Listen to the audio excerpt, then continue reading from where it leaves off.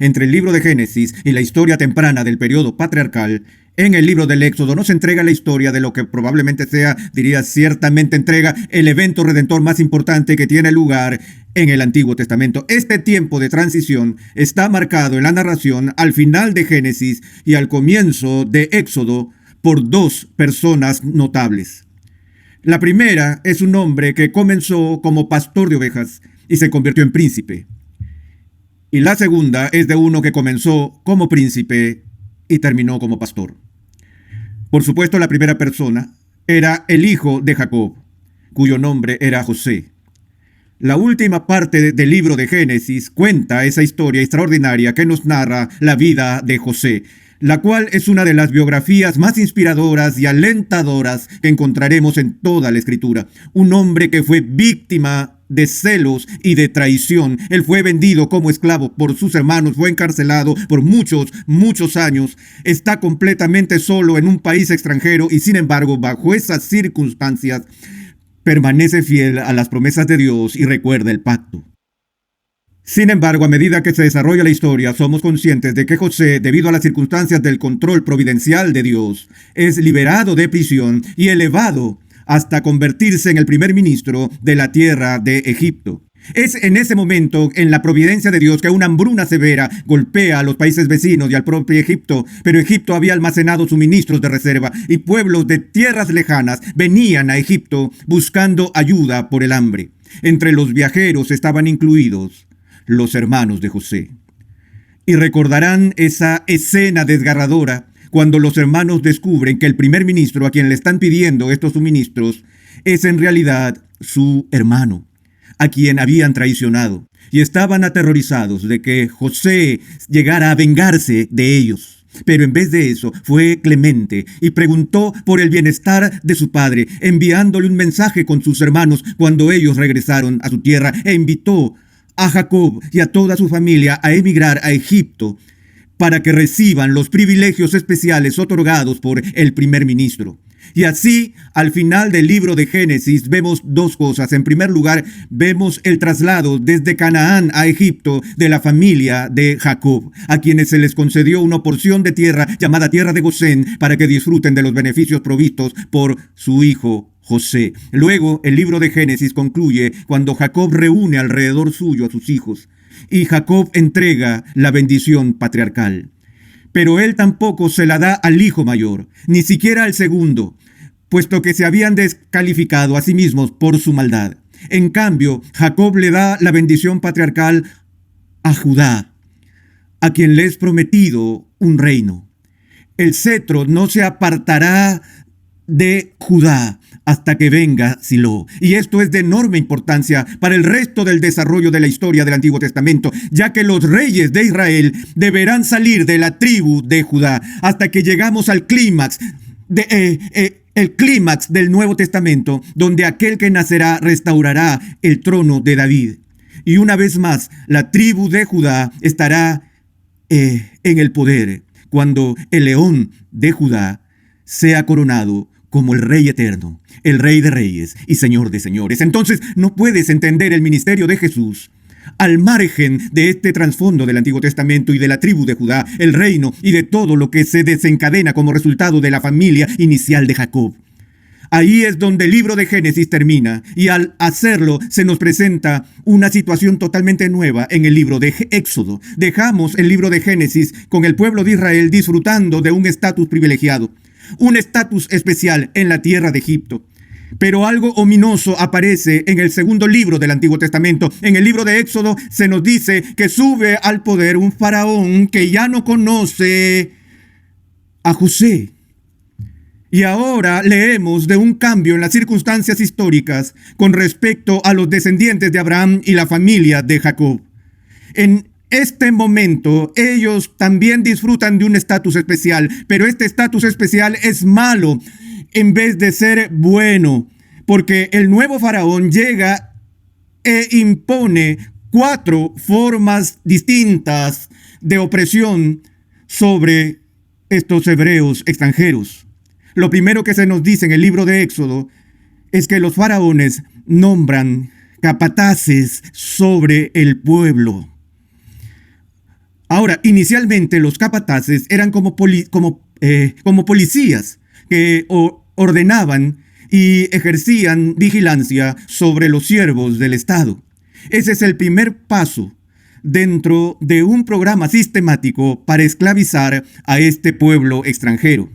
Entonces, lo primero que Faraón hace es nombrar capataces y los establece sobre este pueblo cuyo número ha aumentado enormemente, a quienes ahora él va a utilizar para el trabajo forzado y para construir las ciudades de almacenaje, para depositar el grano y para las reservas de alimentos de la nación. Así comienza con esta servidumbre. Luego se nos dice, un poco después en el libro de Éxodo, que Faraón intensifica radicalmente los términos de esta opresión, al no solo tener a estos capataces, sino que ahora instruye a los capataces para que hagan que los esclavos trabajen con mayor rigor. Es decir, hay un elemento de severidad que se añade a la carga de ese pueblo. Se les dice que tienen que aumentar su cuota de producción, disminuyendo los materiales que recibían para ese fin. No se les permite tener paja para hacer sus ladrillos, lo cual hace su tarea mucho más ardua. Y así esta nación que se había establecido con una posición privilegiada en la tierra de Gosén fue reducida ahora a la esclavitud total. Pero aún en su esclavitud se están multiplicando y creciendo más y más en número, y Faraón empieza a temer una rebelión. Así que instaura su tercera forma de opresión, al mandar a las parteras del pueblo judío a que maten a todos los niños varones que nazcan de mujer hebrea. ¿Pero qué pasó? Las parteras se rehusaron a acatar este decreto de asesinato.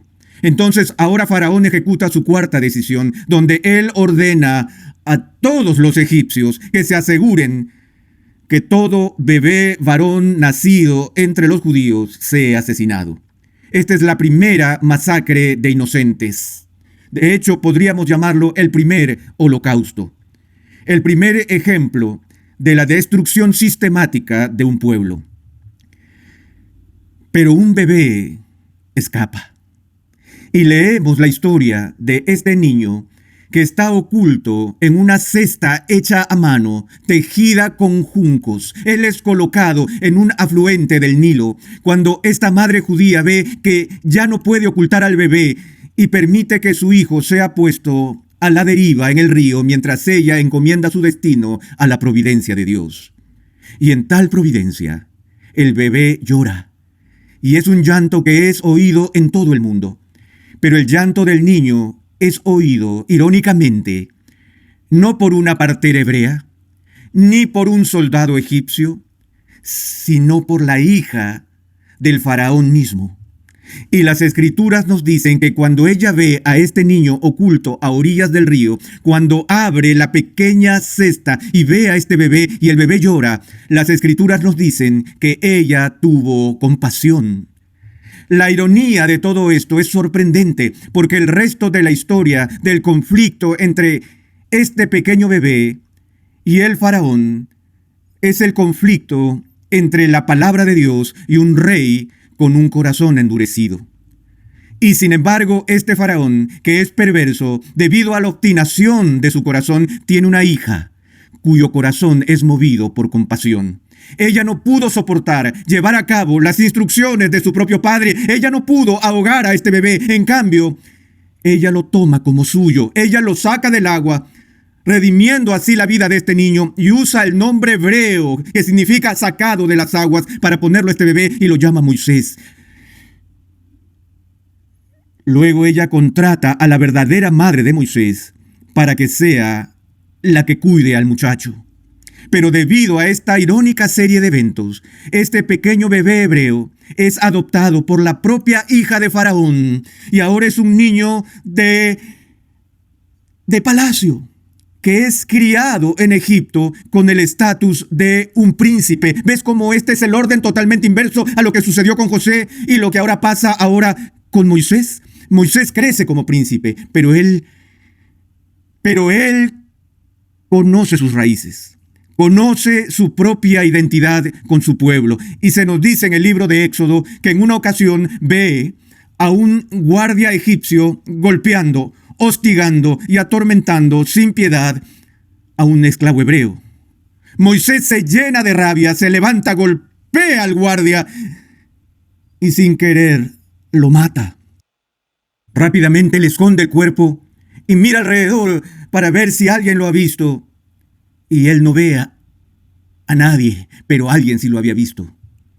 Y ahora se sabe que Moisés mató a un miembro de la guardia para defender a su propio pueblo. Ahora debe huir para salvar su vida, partiendo al exilio en el desierto de Madián y vivir década tras década tras década en la miseria, la pobreza, aislado, lejos de las luchas de su tierra natal, lejos de la educación, las ciencias y la riqueza que había encontrado en los palacios de Egipto. Y ahora tenemos en el libro de Éxodo la historia de Moisés, una historia que es titánica, una historia que es tan magnífica que incluso era demasiado para llevarla al cine y capturar la esencia de la importancia de este hombre. Realmente creo que no es una exageración decir que el personaje principal de todo el Antiguo Testamento es Moisés. Porque Moisés es designado por Dios para ser el mediador del Antiguo Pacto. Y solo hay dos mediadores reales en la Biblia, el mediador del Antiguo Pacto y el mediador del Nuevo Pacto. Moisés es el mediador del Antiguo Pacto, Cristo es el mediador del Nuevo Pacto. Es Moisés quien es el libertador, humanamente hablando, de su pueblo en Egipto. Es a través de Moisés que Dios da la ley. Es a través de Moisés que Dios crea el Estado judío, la iglesia del Antiguo Testamento, la nación teocrática de Israel. Y es de Moisés que los profetas hablan que vendrá uno en el futuro, que será un profeta como Moisés, cuya vida y cuya misión, una vez más, se prefigura con la vida de Moisés.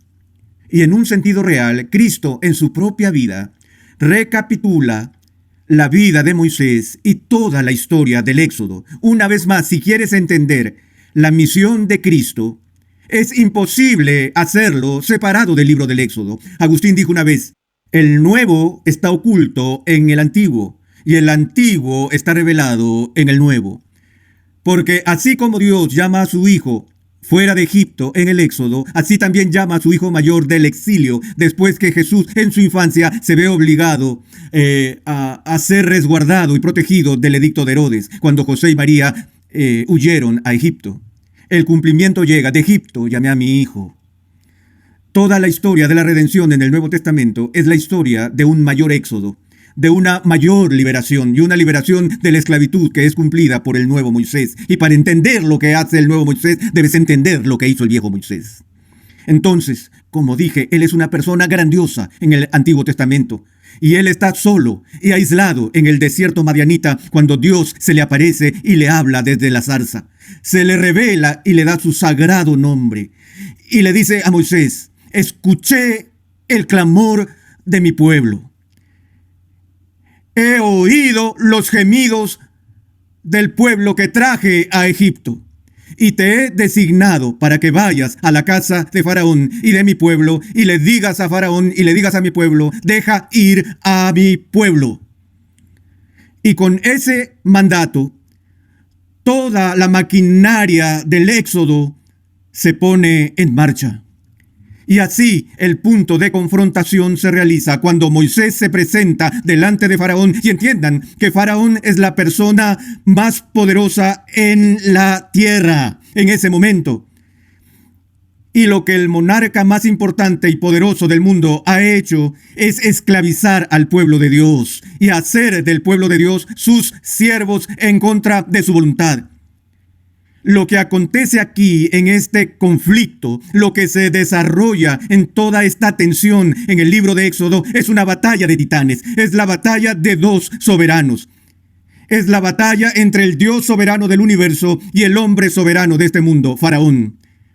Y la contienda se lleva a cabo por este tema. ¿A quién debe servir el pueblo? Porque el mensaje que Dios le ordena a Moisés que lleve a Faraón no se afirma simplemente en la frase deja ir a mi pueblo, sino, ¿qué más dice él? Ve donde Faraón y dile que el Señor Dios Todopoderoso le dice, deja ir a mi pueblo. ¿Por qué? Para que salgan y me sirvan a mí. ¿Te das cuenta que el éxodo no es solo la liberación de los esclavos de la opresión? No se trata de una antigua revolución marxista, sino que es una liberación de una nueva clase de esclavitud. Una esclavitud real, una esclavitud redentora. Y Dios está reclamando los suyos. Él está diciendo, este es mi pueblo, no tuyo, y los he creado para que me sirvan a mí, no que te sirvan a ti. Así que será mejor que los dejes ir. O si no. Faraón dice, ¿o si no qué? Moisés dice, o si no moscas, o si no gusanos, o si no ranas, o si no piojos, o si no un río que se convierte en sangre. Y la contienda empieza en las 3 primeras plagas. Todo lo que Moisés hace para mostrar el poder de Dios contra el poder de los egipcios, los magos de la corte de Egipto hacen lo mismo. Pero para cuando llegan a la 4ª plaga, los trucos de los magos de Faraón se agotaron. Y sin descanso, paso a paso, la contienda continúa. Y Dios, a través de las manos de Moisés, demuestra milagrosamente su poder sobre el mundo. No hay un periodo en toda la Biblia donde los milagros estén tan concentrados, a excepción de otro periodo, que este periodo, y estamos hablando del periodo de la encarnación del Señor mismo. Pero aparte de la vida de Jesús, que estuvo llena de milagros, no hay otro tiempo en la historia de la redención donde haya habido tanta manifestación del poder divino y milagros como en este libro de Éxodo, donde Dios está manifestando en el plano de la historia que Él es el Salvador de su pueblo y que es el soberano del pueblo y que debe ser el objeto de la adoración de su pueblo. Una vez más, Moisés le dice a Faraón, deja ir a mi pueblo para que salgan y me sirvan. ¿Me sirvan cómo? Dándome sacrificio de alabanza. Para salir el desierto, para adorarme.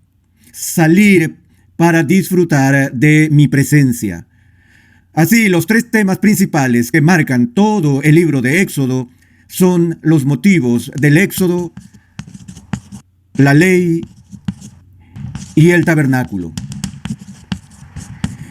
Y veremos estas dimensiones del contenido del libro de Éxodo.